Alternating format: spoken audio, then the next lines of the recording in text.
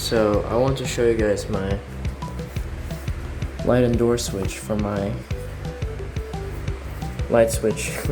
As you can see, I forgot how big my light switch is, but here's the EVA. It's a perfect cutout. Not that perfect, because in the back it's quite, it's very jagged, but in the front here it's not as much because,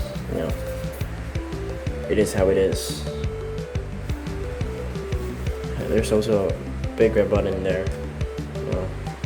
I'm really sad that my light switch is, not the kind of light switch that is literally a square and is pressed.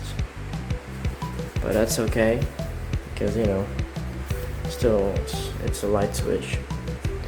And I don't really put any adhesive on it yet, because I think I'm planning to put adhesive on, because this sometimes falls when you just accidentally grab. See, that's what happens. When it falls, it just falls. That's all. When you accidentally pull it, it works too.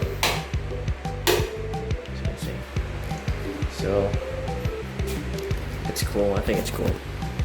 One more thing. This is functional, guys. This is functional. Look. See? How the door is open. And again, when I press it, it should be